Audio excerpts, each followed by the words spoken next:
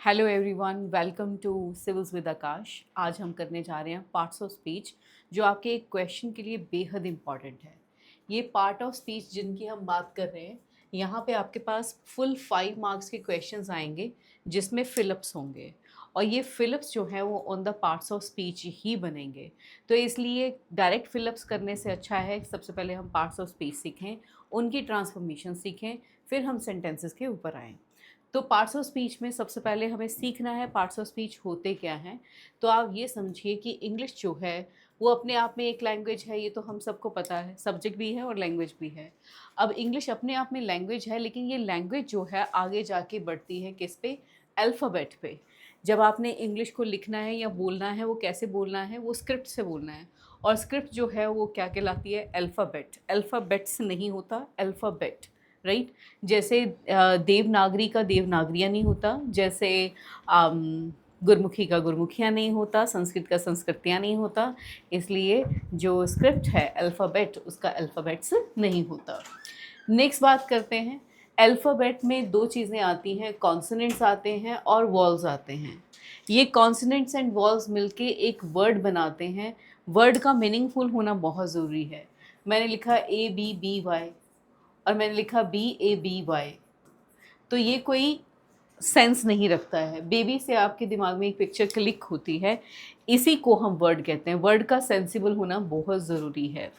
अब वर्ड जो है इसी से मिलके हम एक सेंटेंस बनाते हैं। तो हमें ये बहुत इंपॉर्टेंट चीज़ रखनी है, वर्ड जो है वही पार्ट ऑफ स्पीच है, वही आपका सेंटेंस बनाएगा। लेकिन एक सेंटेंस में वर्ड जो लिखा हुआ है वो कौन सा पार्ट ऑफ स्पीच है, ये हम डिसाइड करते हैं इस तरीके से कि वो काम क्या कर रहा है, राइट। जैसे एक नाइफ़ है, ये नाइफ़ एक किचन का आप मान लीजिए टूल है, एक गार्डनिंग टूल भी कह सकते हैं। किचन से नाइफ़ से आप काफ़ी चीज़ें कट कर सकते हो, चॉप कर सकते हो। लेकिन इसी नाइफ़ से कोई किसी का कत्ल कर दे, ठीक है, तो वो वेपन बन गया। अब ये किचन टूल है या वेपन है, इसके यूसेज पे डिपेंड करेगा, ठीक है। इसी तरह से जो वर्ड्स हैं उनके यूसेज पे डिपेंड करेगा कि वो नाउन है, प्रोनाउन है, एडजेक्टिव है, एडवर्ब हैं। तो इन सारी चीज़ों को हम देखेंगे। आइए सबसे पहले डेफिनेशन को एक बार फिर से समझते हैं। कह रहे words are divided into different kinds and classes called part of speech according to their usage. That means according to the work they do in a sentence. Sentence में वो काम क्या कर रहे हैं उसके बेस पे उसको बोला जाएगा कि वो कौन सा पार्ट ऑफ स्पीच है। अब ज़रा यहाँ पे बात करते हैं पार्ट ऑफ स्पीच में। सबसे पहले आप वीडियो को पॉज़ कीजिए और देखिए क्या यहाँ पे फास्ट जो मैंने अंडरलाइन किया है सबका एक ही मीनिंग है या अलग-अलग मीनिंग है?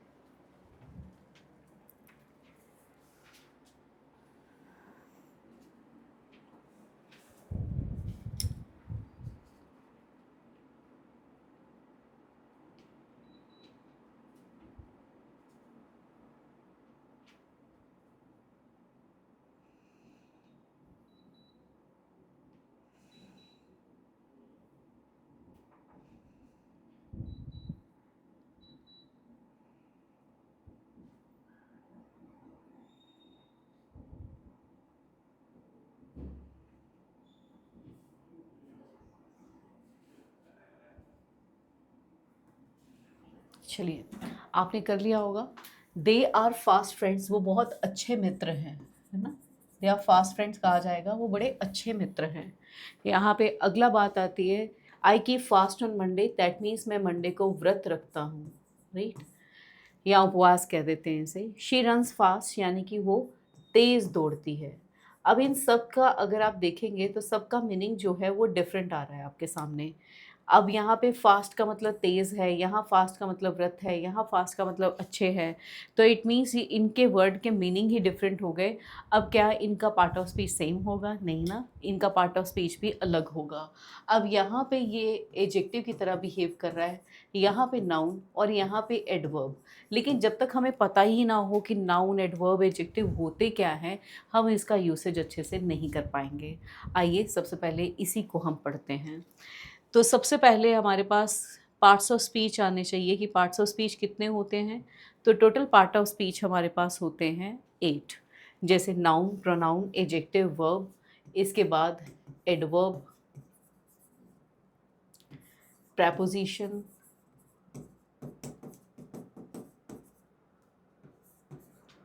conjunctions and interjections.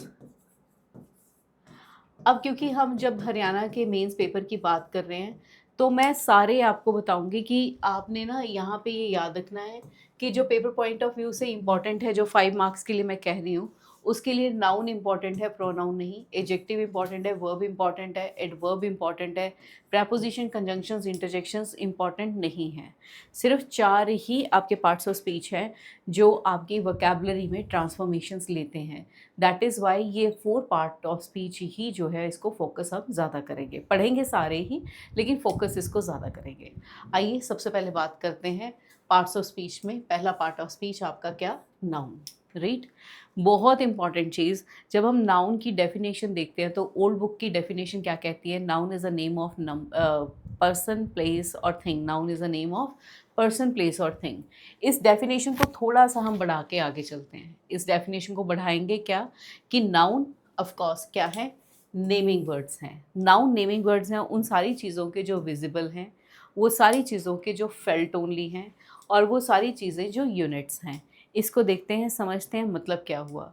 नाउन किसी भी चीज़ को जिसको आप देख सकते हो, छू सकते हो, महसूस कर सकते हो, यूनिट्स में काउंट कर सकते हो, वो नाउन है।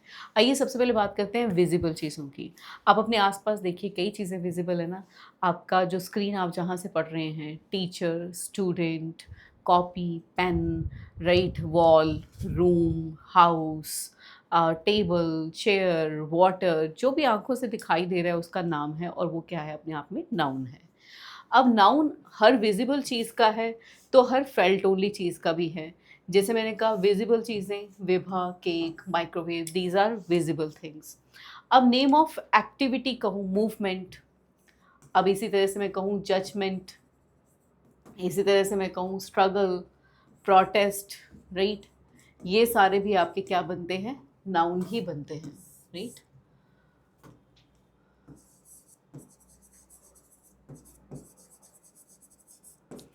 अब इमोशन, हैप्पीनेस हो गया, अपैथी हो गया, पिटी हो गया, राइट, सैडनेस हो गया, ये नेम ऑफ इमोशन आ जाएंगे।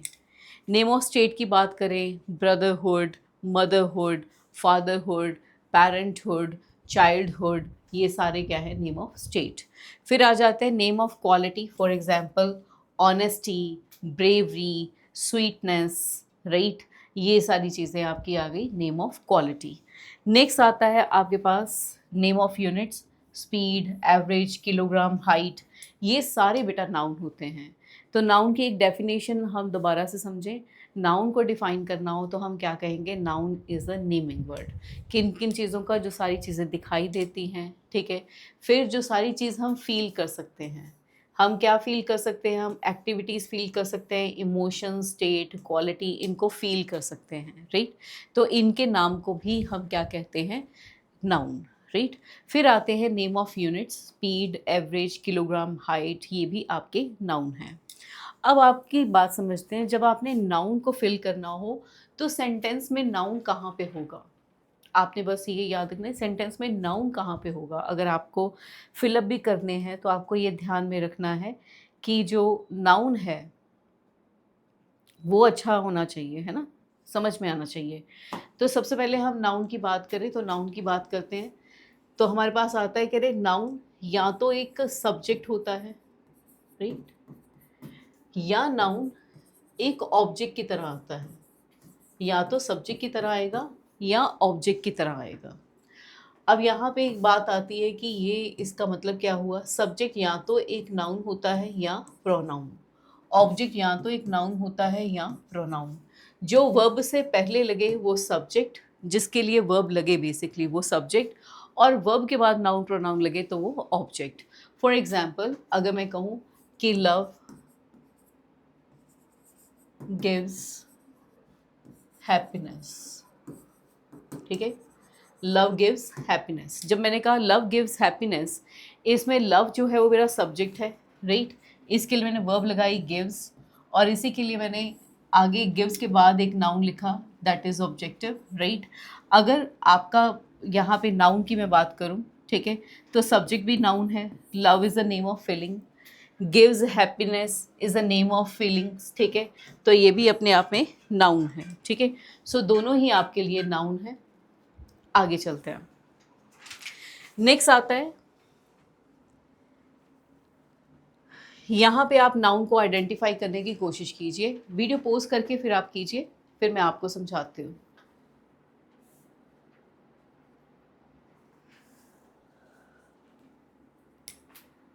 सो Ashok was a great king जब मैंने कहा, तो इसमें अशोक और किंग दोनों ही क्या हुआ, नाउन, राइट।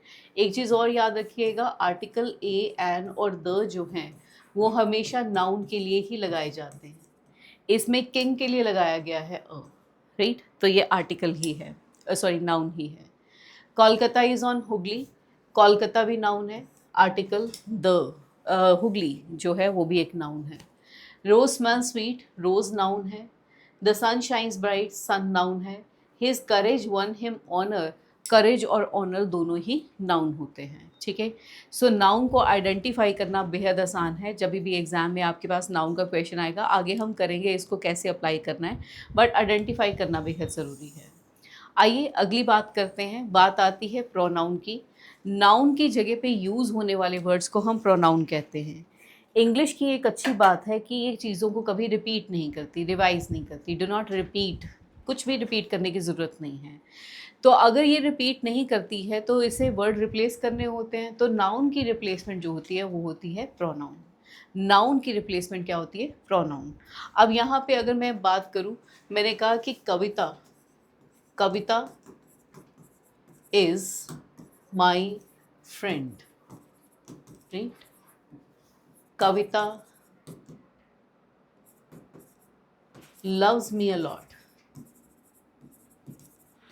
अब यहाँ पे क्या हुआ, कविता वर्ड को मैं रिपीट नहीं कर सकती। अब कविता की जगह पे मुझे यहाँ पे क्या लिखना चाहिए, मुझे यहाँ पे लिखना चाहिए she loves me a lot. Kavita is my friend, she loves me a lot, ये लिखना चाहिए मुझे, राइट। तो कविता की रिप्लेस किसने किया, शी ने। अब कभी कभी बहुत सारे तरह के प्रोनाउन हैं, तो उसकी एक बार लिस्ट देख लेते हैं। कुछ पर्सन्स की जगह पे लगते हैं। आप मेरे साथ भी पढ़ सकते हैं और वीडियो को पॉज करके भी पढ़ सकते हैं। I, me, we, us, you, them, him, her, she, it, they, them, ये सारे ही प्रोनाउन हैं। फिर पोजेसिव प्रोनाउन रहते हैं आपके पास, कौन कौन से, mine, ours, yours, his, hers, theirs. Demonstrative आपके पास हैं, this, that, these, those. Distributive आते हैं, each, either, neither, every, none. Reciprocal आते हैं, each other, one another. Reflexive and emphatic same तरह के होते हैं, myself, ourself, yourself, himself, herself, itself, themselves and oneself. दोनों में फ़र्क क्या है, प्रोनाउन के चैप्टर में आप इसे समझ सकते हो अच्छे से, मैं थोड़ा सा बताऊंगी। जैसे मैंने कहा we respect ourselves, we respect ourselves जब मैंने कहा, तो यहाँ पे जब मैंने कहा आर सेल्स, तो वी का रिफ्लेक्सिव केस ऑफ प्रोनाउन बना आर सेल्स। लेकिन अगर मैं यहाँ पे वर्ब के बाद इसे ना लगा के इमीडिएटली सब्जेक्ट के बाद लगाऊं तो एम्फेटिक बनता है। फॉर एग्जांपल अगर मैं कहूँ आई माई सेल्फ एम बिजी, मैं खुद बहुत बिजी हूँ, तो यहाँ पे जो आपने एम्फसाइज यूज़ किया इमीडिएटली आफ्टर सब्जेक्ट, तो ये एम्फेटिक प्रोनाउन कहते हैं, राइट। वैसे प्रोनाउन के चैप्टर में इसे पूरा एक्सप्लेन किया जा सकता है। नेक्स्ट आता है इनडेफिनेट, बड़े इंपॉर्टेंट होते हैं, मोस्ट ऑफ द टाइम हम इन्हीं को यूज़ करते हैं। पढ़िए ज़रा मेरे साथ कौन कौन से, somebody, nobody, anybody, everybody, someone, no one, anyone, everything, something, nothing, anything, all, some, any, both, another, much, few, little. These all are indefinite pronoun. Relative pronouns कौन कौन से आते हैं, who, which, that. Interrogative who, whom, whose and which, ये सारे interrogative हैं। अब यहाँ पे प्रोनाउन को आइडेंटिफाई करना इज़ क्वाइट ईजी, ठीक है, क्योंकि नाउन की जगह पे आ रहा है, राइट। तो एक बार यहाँ पे नाउन और प्रोनाउन दोनों ही आइडेंटिफाई कीजिए। आपने नाउन भी आइडेंटिफाई करना है और प्रोनाउन भी। टेक योर टाइम, वीडियो को पोस्ट कर दीजिए।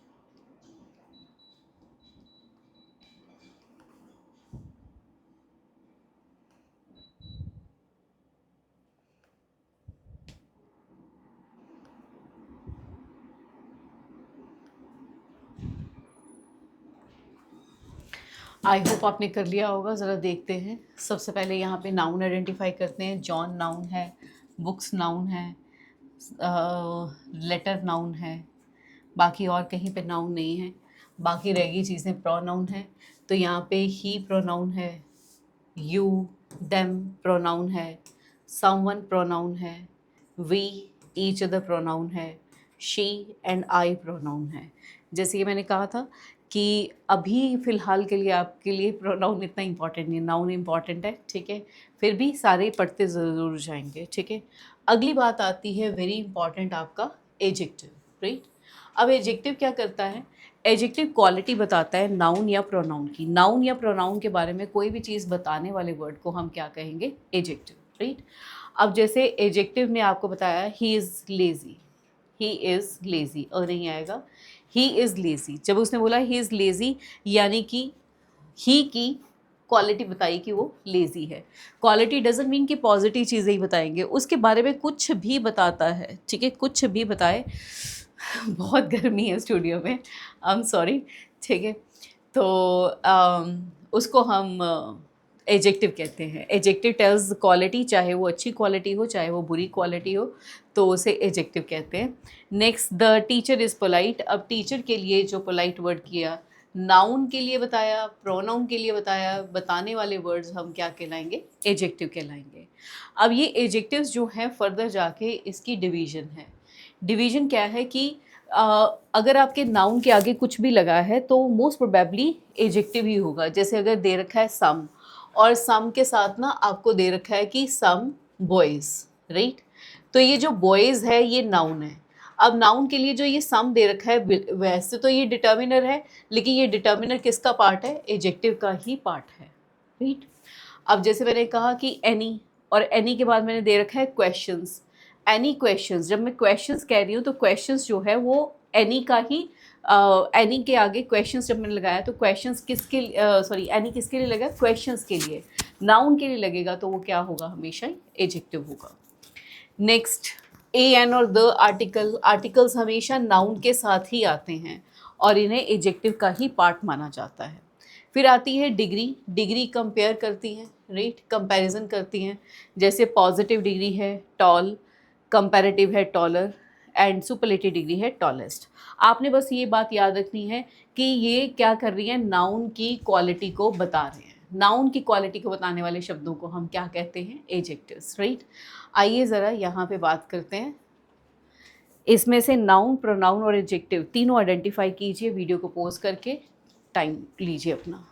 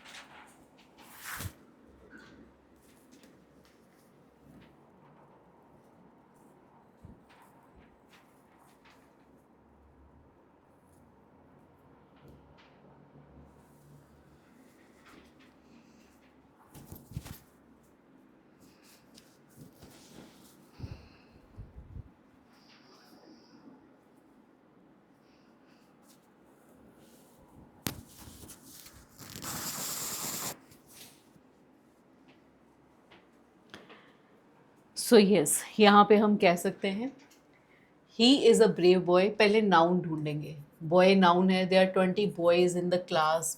ये भी John, Vinay, Radhika, bag, worker, ये सारे आपके नाउन हैं, राइट। आइए ढूंढते हैं प्रोनाउन कहाँ पे है। तो प्रोनाउन के लिए मार्कर ले लेते हैं ये वाला, ही, देयर, राइट, और कोई भी प्रोनाउन नहीं है। अब ढूंढते हैं एडजेक्टिव्स, राइट। एडजेक्टिव्स में हमें मिला ब्रेव, और तो आर्टिकल है ही। फिर 20, क्योंकि 20 किसकी क्वालिटी बता रहा है? बॉयज़ की, नाउन की क्वालिटी बता रहा है, तो ये भी एडजेक्टिव है। दिस, क्लास के बारे में लिखा गया है, ये भी एडजेक्टिव है। डिटर्मिन्ड, जॉन के बारे में लिखा गया है, नाउन के बारे में लिखा गया है, ये भी एडजेक्टिव है। विनय के बारे में लिखा गया है, कैसा वर्कर है, ऑनेस्ट है, ये भी एडजेक्टिव है। और हमें ये तो पता ही है कि एंड जो है वो आर्टिकल है। Radhika has a red bag, कौन सा बैग, रेड बैग, तो ये रेड एडजेक्टिव है, बैग के लिए यूज़ किया गया है। और हमें पता ही है कि आर्टिकल है। तो adjective tells the quality of noun and pronoun. यहाँ पे एडजेक्टिव ने किसकी क्वालिटी बताई, बॉय की। 20 किसके लिए बताया, बॉयज़ के लिए। दिस किसके लिए यूज़ किया, क्लास के लिए। जॉन के लिए यूज़ किया, डिटर्मिन्ड।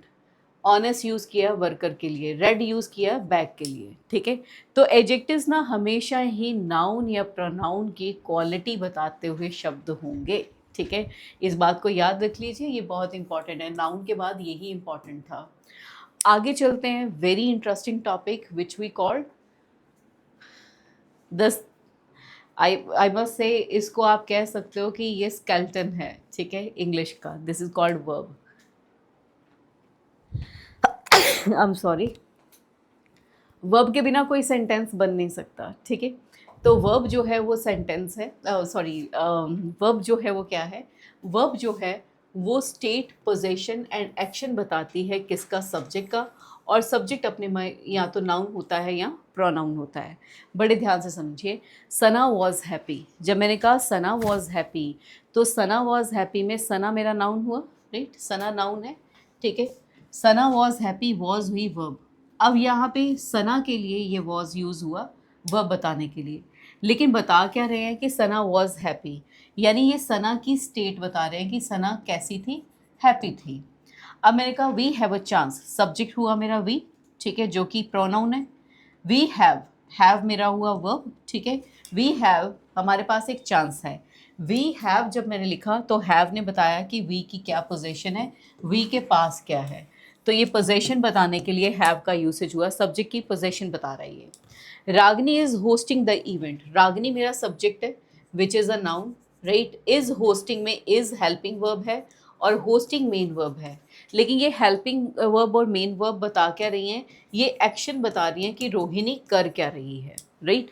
तो आप बस एक चीज़ याद रख लीजिए, सब्जेक्ट के लिए जब वर्ब लगाते हैं तो वर्ब सब्जेक्ट के बारे में चीज़ें बताती है, वो बताती है उसकी स्टेट, पोजीशन एंड एक्शन। इसको ज़रा यहाँ पे एक बार फिर से समझते हैं, बड़े ध्यान से समझिए।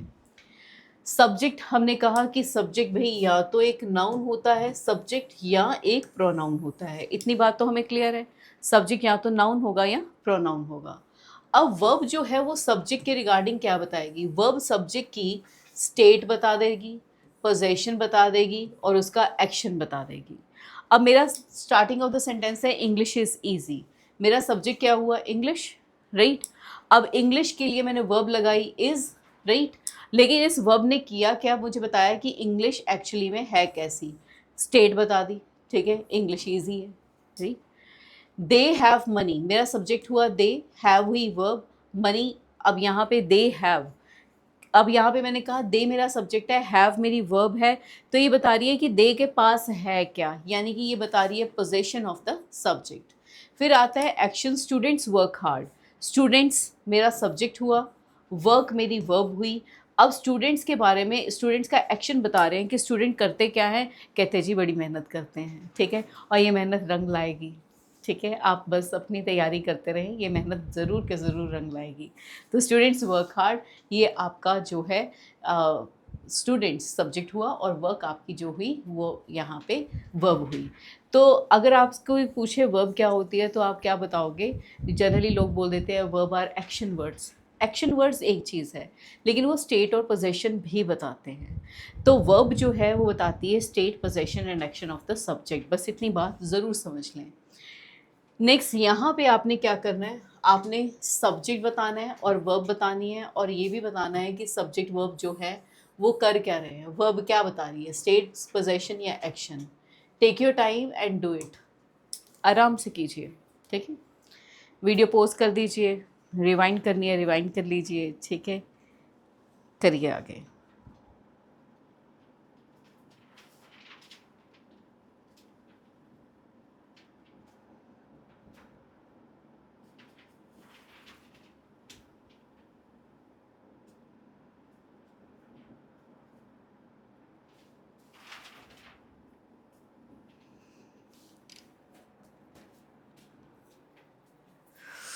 चलो जी, इन सेंटेंसेस में Kolkata is a subject, is आपकी वर्ब है।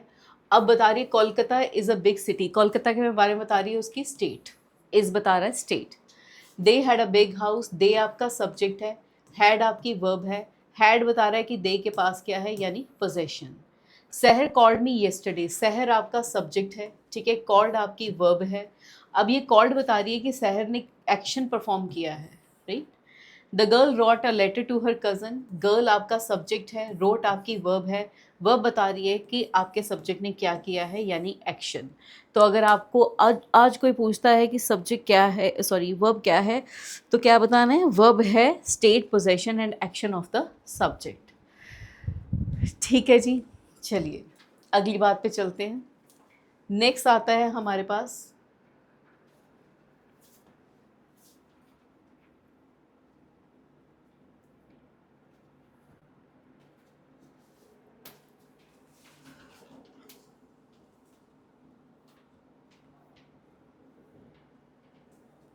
आई वंडर, पूरी की पूरी एक स्लाइड मिसिंग है, पर उसकी उसकी हम इस तरह से कर लेते हैं, रुक जाइए।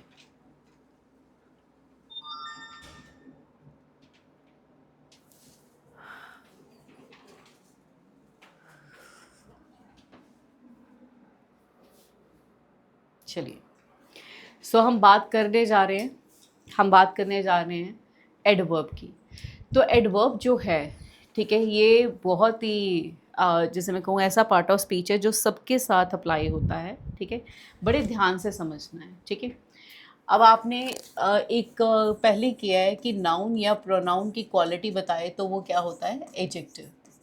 For example, she is wise, right, या फिर मैं कहूँ सुमन is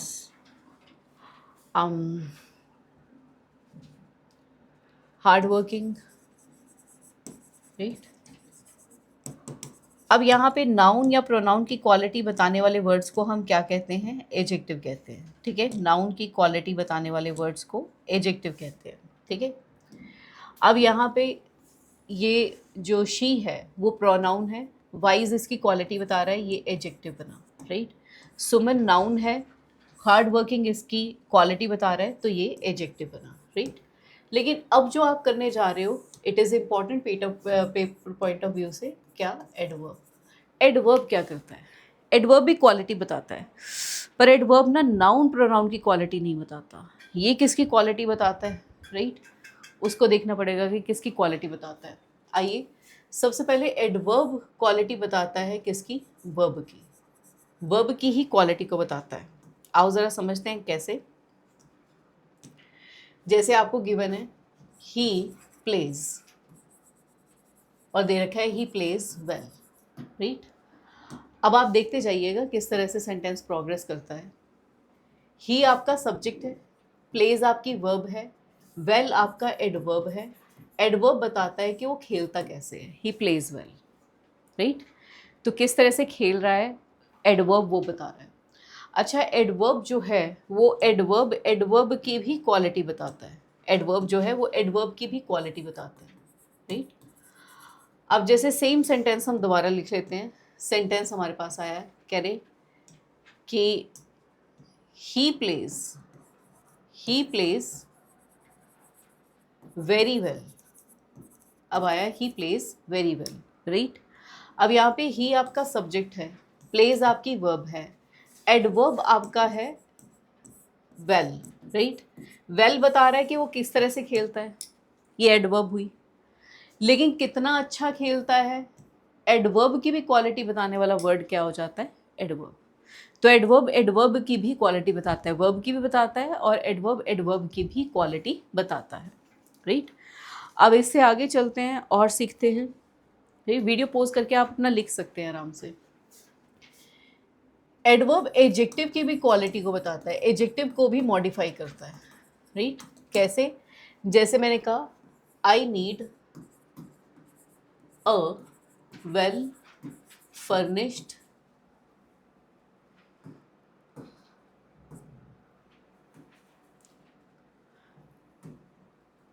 furnished house, I need a well furnished house. जब मैंने ये कहा कि I need a well furnished house, तो इसका मतलब क्या हुआ, मुझे ऐसा घर चाहिए जो वेल फर्निश्ड हो। इसमें आई आपका सब्जेक्ट हुआ, नीड आपकी वर्ब हुई, ए एन आर्टिकल है, ठीक है। किसके लिए लगा, हाउस के लिए, जो अपने आप में नाउन है। नाउन के लिए लगा कैसा घर चाहिए, फर्निश चाहिए, ये एडजेक्टिव हुआ। कितना फर्निश चाहिए, तो एडवर्ब बता रही है एडजेक्टिव की क्वालिटी। तो एडवर्ब एडजेक्टिव को भी मॉडिफाई करती है, राइट।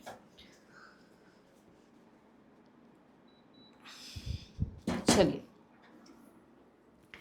फिर एडजेक्टिव जो है, एडवर्ब जो है वो प्रेपोजिशन के लिए भी लगती है। जैसे मैं कहूँ ही रैन जस्ट बिहाइंड मी, ही रैन जस्ट बिहाइंड मी। अब पढ़ते हैं इसको। ही आपका सब्जेक्ट है, रैन आपकी वर्ब है, बिहाइंड आपकी प्रेपोजिशन है। इसके बारे में अभी आपको पता नहीं, आगे पता चलेगा। मी आपका प्रोनाउन है। जस्ट जो है ये एक एडवर्ब क्यों है, क्योंकि इसने बिहाइंड को, प्रेपोजिशन को मॉडिफाई किया है। तो एडवर्ब जो है वो प्रेपोजिशन को भी मॉडिफाई करती है, राइट।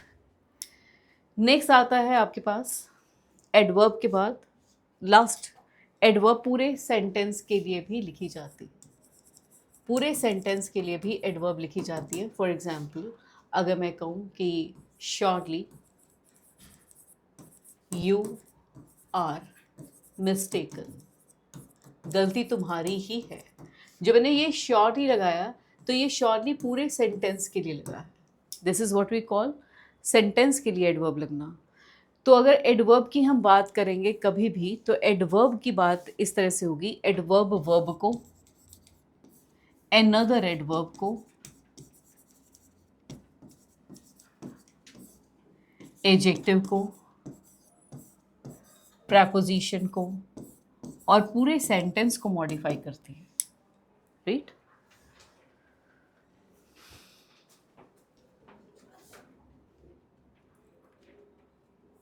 यहाँ पे हम ज़रा देखें एक बार, ये इसको आराम से देखिए, फिर मैं एक्सप्लेन करती हूँ।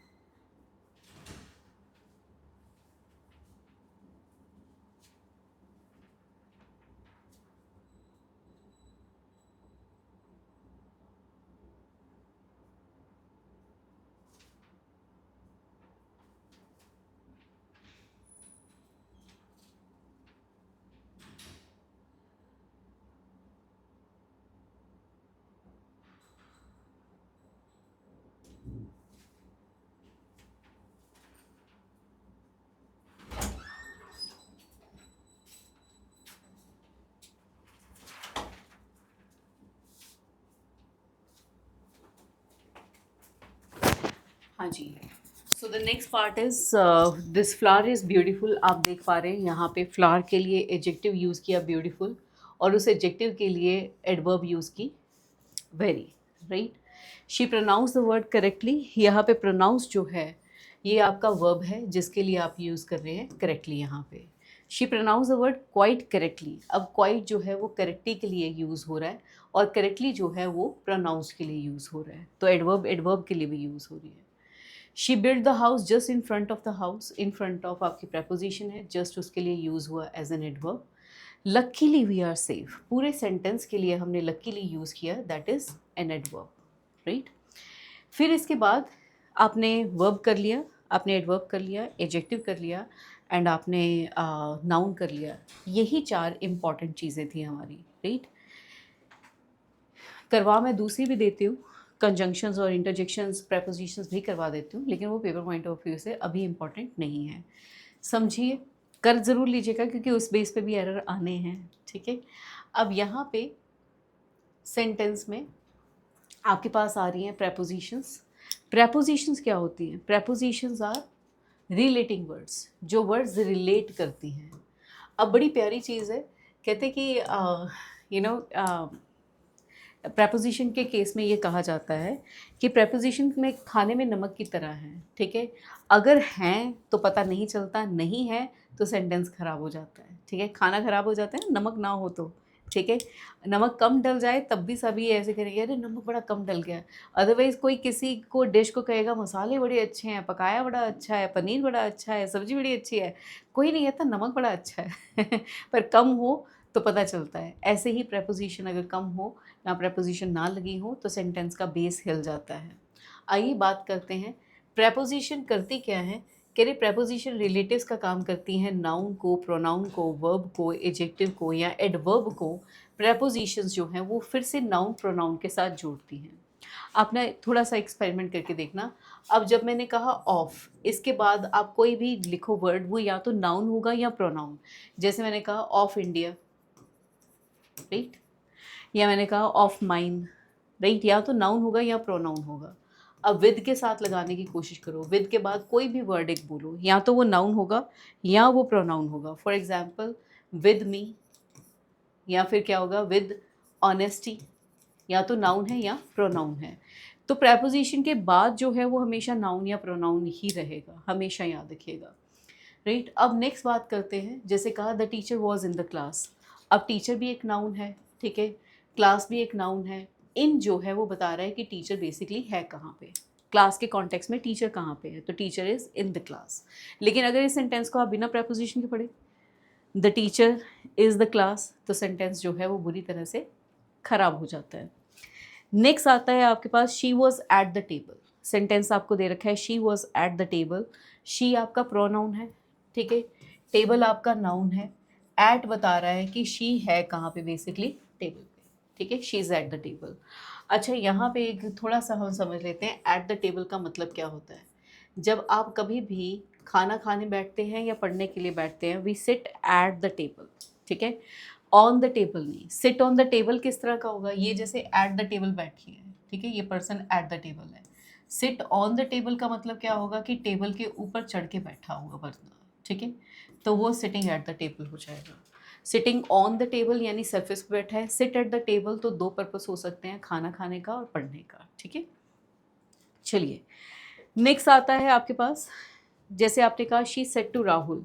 शी प्रोनाउन है, सेड आपकी वर्ब है, टू आपकी प्रेपोजिशन है।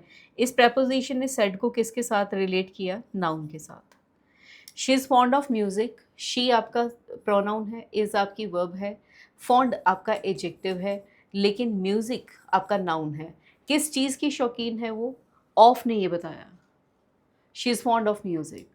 She is looking surely at me. She आपका सब्जेक्ट रहा जो कि प्रोनाउन है, इज़ आपकी हेल्पिंग वर्ब, एंड लुकिंग आपकी मेन वर्ब, एंड श्योरली आपका एडवर्ब, और एट जो है प्रेपोजिशन, और मी जो है वो आपका यहाँ पे प्रोनाउन, राइट।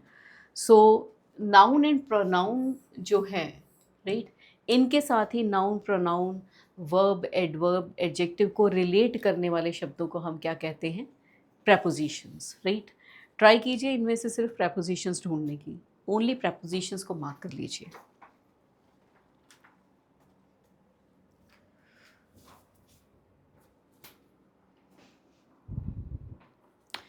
सो प्रेपोजिशंस मार्क कर ली होंगी आपने। तो इसमें सबसे पहले है इन, फिर है एट, फॉर, इन, बियॉन्ड, ये आपकी प्रेपोजिशंस हैं, राइट। अब अगली बात पे चलते हैं। तो हमारे पास आता है यहाँ पे कंजंक्शंस। कंजंक्शंस की बात करें तो कंजंक्शंस आर जॉइनिंग वर्ड्स। ये क्या करते हैं, सेंटेंसेस को आपस में जोड़ते हैं या वर्ड्स को आपस में जोड़ते हैं। तो जोड़ने वाले शब्दों को, गठबंधन करने वाले शब्दों को हम क्या कहते हैं, कंजंक्शंस कहते हैं, ठीक है। जैसे she as well as a sisters is successful, तो एज वेल एज ने शी को किसके साथ जोड़ा, सिस्टर्स के साथ, ठीक है। Work hard lest you should fail, अब वर्क हार्ड अपने आप में एक सेंटेंस है, यू शुड फेल अपने आप में एक सेंटेंस है, लेस यहाँ पे कंजंक्शन है जो दो सेंटेंसेस को जोड़ रही है। अब कंबाइनिंग वर्ड, ज्वाइनिंग वर्ड कहिए तो conjunctions are joining words, right. आइए कंजंक्शंस इसमें से नोटिफाई कीजिए, कहाँ पे कंजंक्शंस हैं, ट्राई कीजिए, फाइंड आउट कीजिए।